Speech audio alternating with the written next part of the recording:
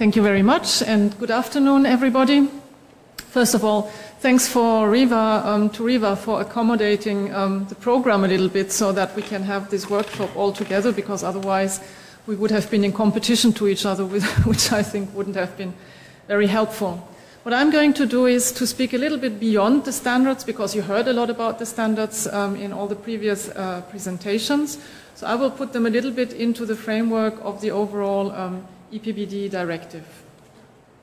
So first of all, just a very quick word about who is EPE. Some of you may not know us. We represent the manufacturers of heat pump, air conditioning, refrigeration equipment in Europe. We are based in Brussels. We've been around for around 20 years, and on the logos here you see who are our members. You can also find more information on our website, of course. Just to put this into context, we do have in Europe what we call the clean energy package. So these are a lot of different policy measures that all tackle energy from different perspectives. And the Energy Performance of Building Directive is just one of all those policy measures. So we have a lot of others that look at the electricity market, for example. We look at the products, the energy efficiency requirements on a product level. We look at the renewable energies that should be phased in more and more, the energy efficiency in terms of the supply side as well. There are a lot of different policy measures that all tackle energy in one way or another, and the EPBD is one part of that. So we do have this very robust and solid framework in place in Europe, which is a very good thing to have. But what we now see, or what we now need to really address seriously, is to close that gap between what we have on a Brussels European level and what is happening on a national level. And what we see is that, unfortunately, there is this big gap. There is a certain lack of knowledge on a national level and a real necessity to fully implement all these European measures and requirements also nationally. For that very reason, as EPE, we have developed some guidelines dedicated to the implementation of the Energy Performance Directive, which summarize our priorities from the perspective of cooling equipment. So these 5 priorities tackle those 5 topics you see here: the inspections, the building automation and control systems, the standards, of which you heard a lot already in the previous presentations, the importance of part load conditions, and the high energy efficiency alternative systems that can be installed. So what I try to do is to find for each of these points some numbers actually that show why they represent a big potential. And I'd like to start with the inspections. It's a real low-hanging fruit, but unfortunately it's not really implemented at national level. There are requirements in place, have been already in place before the recast of the EPBD, but unfortunately never really been seriously implemented. So that is a pity, because those inspections offer a huge potential for savings and is not a long payback time, obviously. I just looked at some numbers from 2 European projects which were carried out in the previous years, and those numbers are really striking. Like, you can gain a lot of energy or save a lot of energy if you clean or replace your filters, for example, like 25%. Or you see that very high numbers of 97%, which means also adapting the operation of equipment depending on the occupancies of the rooms, not running it all the time, looking at the temperature levels. There are a lot of things that can really be taken into account and which help to make huge energy savings. So our recommendations in our guidelines to the member states is to make sure that those inspection programs are really included in their national renovation strategies, which, according to the new EPBD, every member state now has to put in place. To also find ways to incentivize and compel building owners to act upon the inspection report, because what happened in the past is that maybe they did their inspections, but then it was all nicely summarized in the report and the report in the drawer, and nobody acts upon it. So not really very useful. So there should be a sort of obligation to make people act on those reports. And finally, also to include energy consumption data, data on sizing, on system integration in the assessments of the technical building systems. So there are a lot of different angles, hooks on those inspections, which could all help to make this more efficient and to save quite tremendous amounts of energy.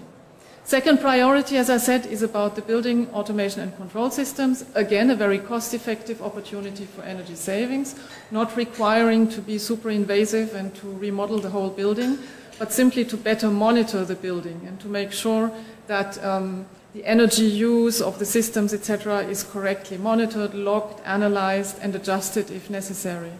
Also, to have the possibility to benchmark buildings' energy efficiency, so that it's also, and also to make sure that it's possible to detect losses immediately, so that the system doesn't continue to run on a low efficiency because there is a failure or a maintenance issue or whatever else. So to really act immediately and to make sure that those systems also are able to communicate among each other and to be interoperable. Again, there is a lot of savings to be achieved by fully implementing those requirements on building automation and control systems.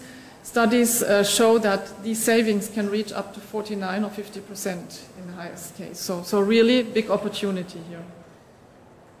Third point, you heard a lot about this already. It's about the importance of rolling out and deploying the standardization, the EPB standards, which are in place, which are available, and which are really useful as a harmonized methodology for better transparency, although I heard transparency is not the word to use, but I still think it's important to say. There should be transparency and better implementation at member states level. So those standards really are an opportunity, I think, for Europe. And they would reward highly efficient systems by moving from a monthly to an hourly calculation as a possibility. And also to make it simply, as was said by the previous speaker, much easier also to work across borders, to compare across borders, and to make sure we have a level playing field also from a manufacturing perspective, of course, so that products are calculated and included in the same way. The fourth priority, optimization under part load conditions, that is also related to the standardization to a certain extent. Again, it's important to take this into account, because most of the time systems do not run at full load conditions, but at part load conditions. So it's great if products are efficient at full load, but it should also be ensured that systems run efficiently at part load conditions, just because they are so dominating.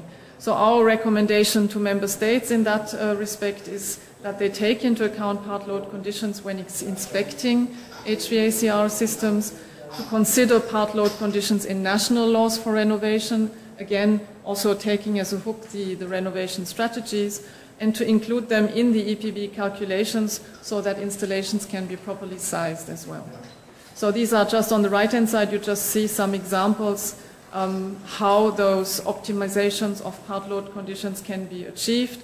It's from different manufacturers, this input, so I'm sure you all know about that, but there are a lot of different angles on how you can really improve part load conditions.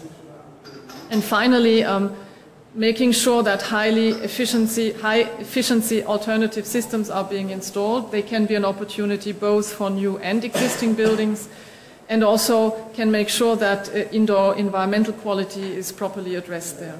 So our recommendations to member states, again, is to use a harmonized definition of high efficiency, harmonized with the eco-design and the energy labeling requirements as well, which are out there already, so there should be some sort of coherence between those, to make sure that this is also well documented in the during the commissioning of the installations, and to make sure that we have the appropriate monitoring and control systems in place. So again, a big opportunity to make use of highly efficient systems and to save energy also in that respect.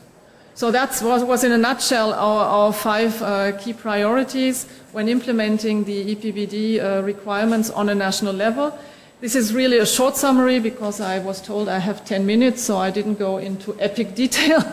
But if you want to have more information about that, we have those implementation guidelines here, which we have very recently published. They are over there on the table, so don't hesitate to take a brochure with you, also as we don't want to carry them all back to Brussels, so do us a favor and take them. Thank you very much.